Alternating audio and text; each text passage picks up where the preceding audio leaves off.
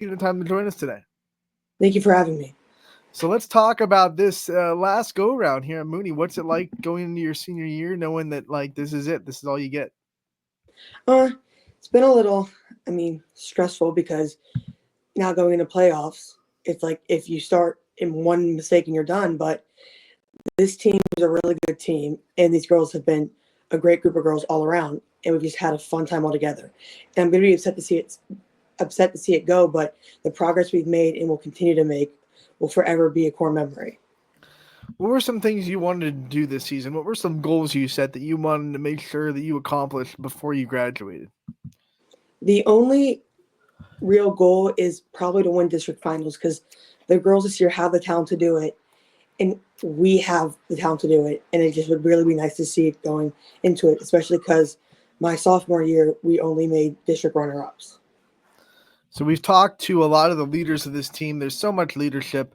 Talk about what it's like to be a part of a team with a lot of leaders on the field, and there's not a lot of pressure on just you or just the seniors to lead the team.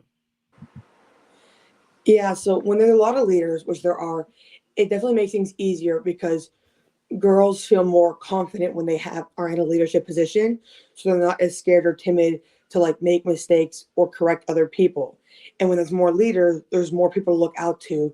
So maybe if someone's not there, not doing too well, there's so many other leaders to look up to or to reach out to if something's going wrong. And with so many leaders, it's just easier for a team as big as ours to flow nicely and continue to do as well as we do. As we talk about leadership, let's talk about yours. Like, what kind of leader are you? What kind of leadership qualities do you bring to the table? So as a senior captain and goalkeeper, I see everything on the field at all times.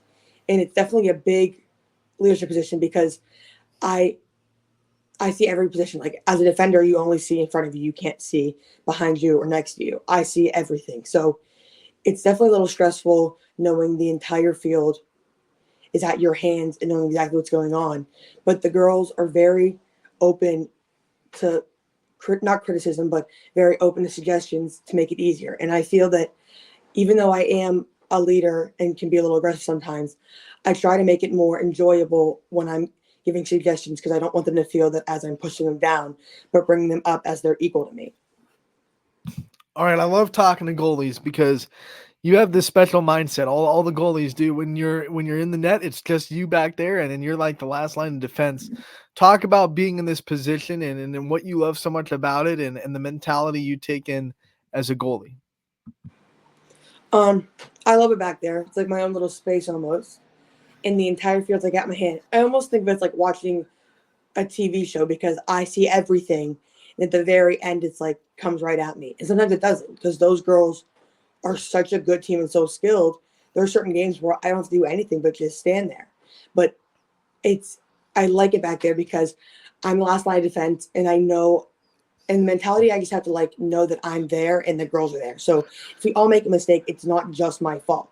It went through 10 other girls. But then the girls also know if it goes through me that it's not just my fault because they messed up too up there. But just being back there and seeing it, it's like I just think it's relaxing because you see everything, you're part of everything, but you're also part of nothing at the same time. It's like your own little world. And you can't get in trouble as much as the goalie from the referees because you have a little special like card almost. When you think about like that moment in games that happens, and it doesn't happen a lot because you have a pretty good defense, but the opponent has a breakaway. It's just you and her. It's 1-on-1, last line of defense, as you say. What's going through your mind in that time? The thing going through my mind is probably just not to make a move too early because when you make the move too early, then it creates an opening for them to go through you. But you can't make the move too late because then they're already putting it in the back of the net. You just have to relax, see when they make that too big of a touch, and then go for it. When you think about the stress of being a goalie, and I think you brought it up in your first answer. I mean, there's a little bit of stress, especially when there's a lot going on right in front of you. There's a scoring opportunity, a lot of players moving at the same time. What do you do to calm yourself back there? And you said relax. So, like, what do you do to kind of keep yourself in this mode where you can just go out there and make plays? A nice thing that keeps me like ground level and not like get in my head when I make a mistake is I got asked this the other day by a couple of the girls was I'll breathe, like when we score, I'll tell the girls in through your nose, out through the mouth, because when you get super excited after you score, sometimes that leaves opening for the other team. So after you do something good or do something bad, to just breathe, shake it off, and just relax. Like, it happened, but now we have to move on from the game. There's more still happening, and they just be ready for anything that may happen, because anything can happen. The game's unpredictable. The thing we know about Mooney Athletics is it has a lot of tradition. No matter what sport you're talking about, there's a reason that gym is filled up with nothing but championship banners from all different teams. What's it like for you to be a part of this Mooney tradition, Mooney Athletics room? Well, I never would have expected it, as I only transferred sophomore year, but it's really exciting. Like, coming as a sophomore, it was definitely a little like nerve wracking seeing that all these things and all these traditions. I was like, I don't even know what's going on.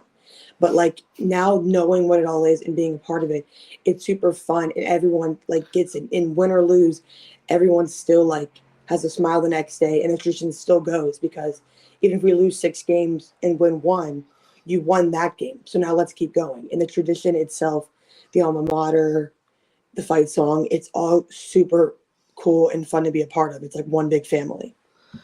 With that tradition comes a lot of community support because there's a lot of people that have built that tradition that care about Mooney sports. So, do you feel the community support out there? What's it give to you guys as a team? I definitely do feel the support a lot. As a team, it gives us like a sense of confidence and a sense of like, even if we do lose so many games in a row, that we know there's other people out there still supporting us no matter what our record looks like, because they're also a part of the Mooney family and the Mooney community. And it keeps us ready knowing we do have fans no matter what the outcome is. So let's talk about you inside the classroom. What are some of your favorite subjects to study? My favorite subject's definitely math, and then engineering is definitely a close second. Who are some teachers inside of the Mooney school system that you think have really impacted you your 3 years at Mooney? Um, Definitely my math teacher, Mr. Rosetta. He's definitely helped me realize I should do my homework and not just let it sit there. Um, Mr. Reinhardt was my English teacher. He was super cool. He was also my softball coach, and he helped me rekindle the love of the game, and I'll always thank you for that. And then the guidance counselors, Mrs. Hughes and Mrs. O'Neill, are always there for you if it's a big problem or just a little problem. And they're always open to helping and talking. And it's just been really nice having those safe spaces at Mooney.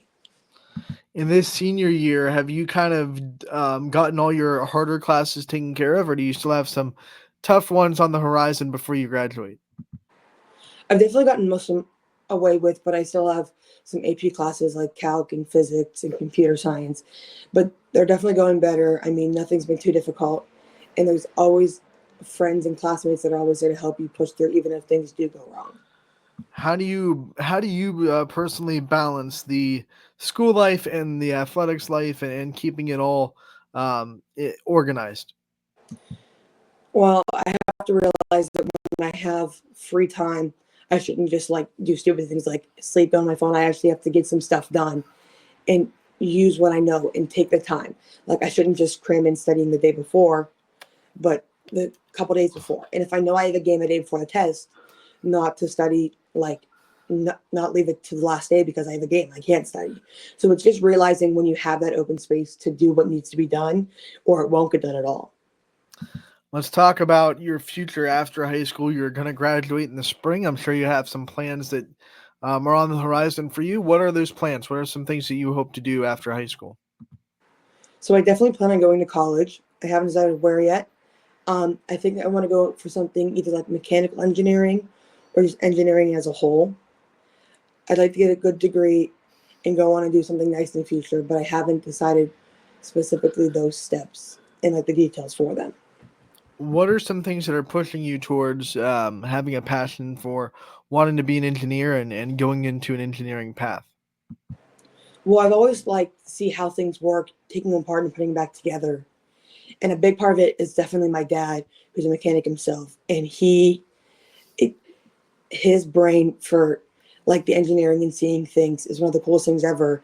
And my mom always says he passed it on to me, and helping him like fix cars, change tires, do all those things intrigues me so much, and it just pushes me to want to become an engineer and be like him even more.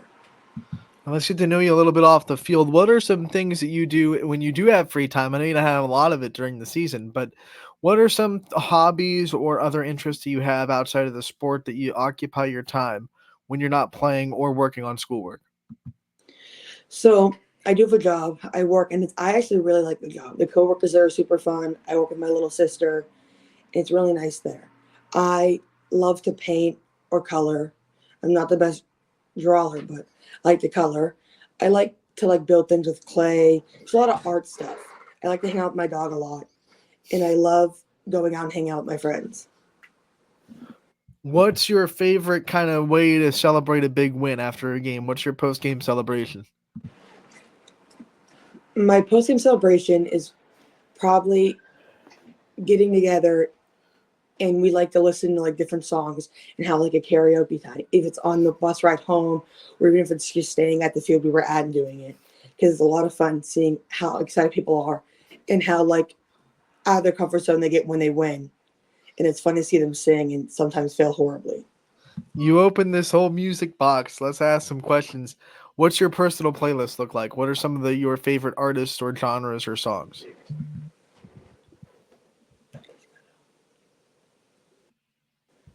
Um, so I definitely listen to a lot of everything.